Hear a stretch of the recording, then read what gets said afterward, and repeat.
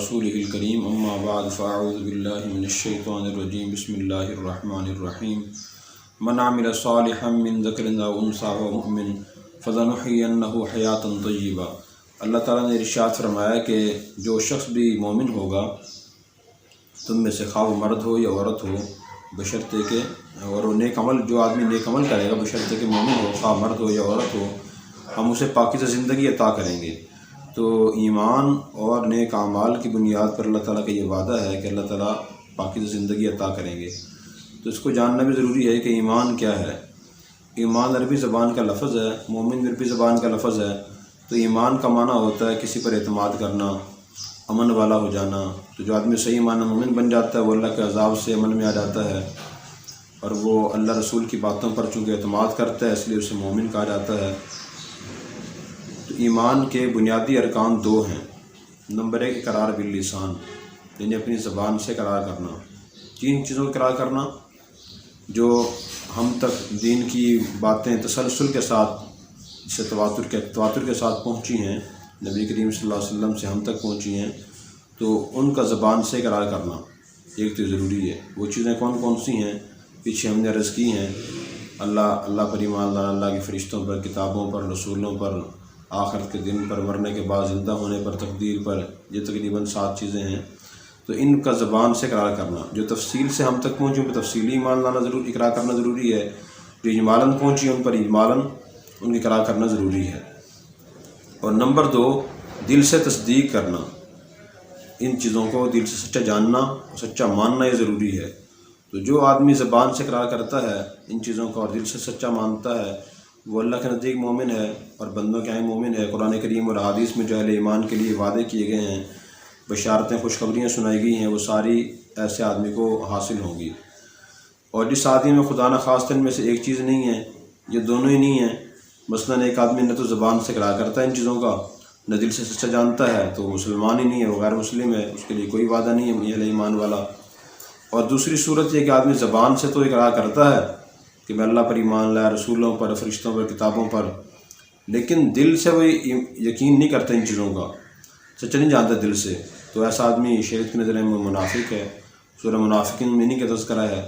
اللہ فرماتے ہیں جاء المنافقون قالوا نشهد انک لرسول اللہ واللہ یعلم انک لرسول واللہ یشہد ان المنافقین لکاذبون۔ جب منافق آپ کے پاس آتے ہیں تو کہتے ہیں کہ ہم گواہی دیتے ہیں کہ آپ اللہ کے رسول ہیں۔ اللہ فرماتے ہیں میں جانتا ہوں کہ آپ اللہ کے رسول ہیں۔ اللہ گواہی تک منافق جھوٹے ہیں، لیکن زبان سے اقرار تو وہ کرتے تھے لیکن دل سے یقین نہیں تھا، تو فرمایا کہ وہ مومن نہیں ہے، وہ منافق ہے۔ یہ جو صورتحال ہے یہ بڑی فکر مند کر دینے والی ہے ہم سب کو، کہ کیا ہم بھی واقعی دل سے ان سب چیزوں کی تصدیق کرتے ہیں، اللہ کو اللہ مانتے ہیں، رسول کو رسول مانتے ہیں، اللہ کی کتابوں پر ہمارا ایمان ہے، مرنے کے بعد زندہ ہونے پر ایمان ہے، فرشتوں پر ہمارا ایمان ہے، تقدیر پر ہمارا ایمان ہے۔ یہ سوچنا بہت ضروری ہے۔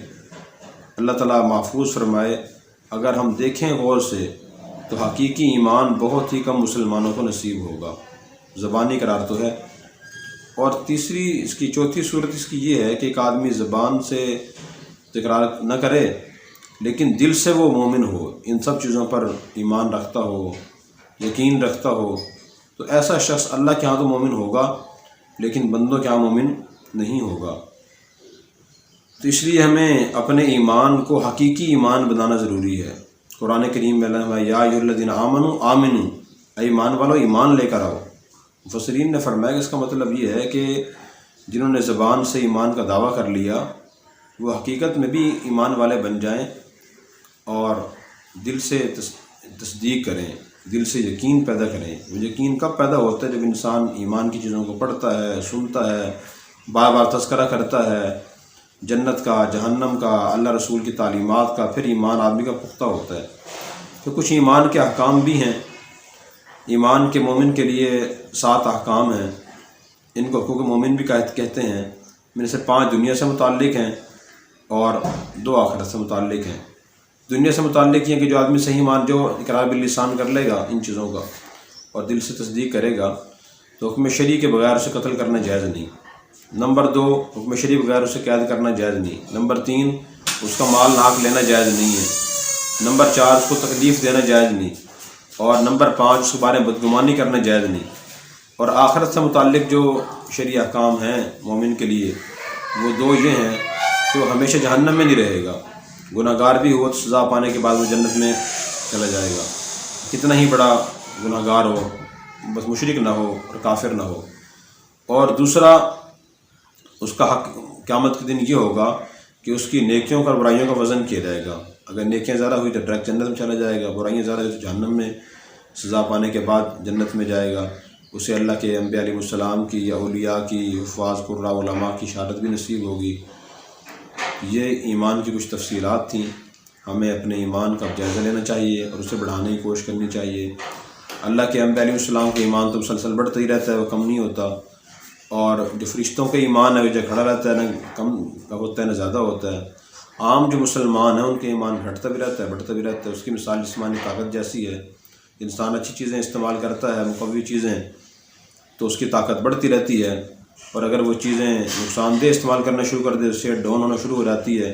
یہی مثال ایمان کی ہے، انسان جب نیک اعمال زیادہ کرتا ہے، گناہ نہیں کرتا، تو ایمان بڑھتا رہتا ہے، اور جب وہ گناہ کرنا شروع کر دیتا ہے اور ایمان والی اور نیک کام چھوڑ دیتا ہے، پھر ایمان گھٹنا شروع ہو جاتا ہے اس کا۔ اللہ تعالی ہمارا ایمان بڑھائے اور ہمیں ایمان کامل پر موت نصیب فرمائے۔ Subscribe now and press the bell icon. Never miss an update.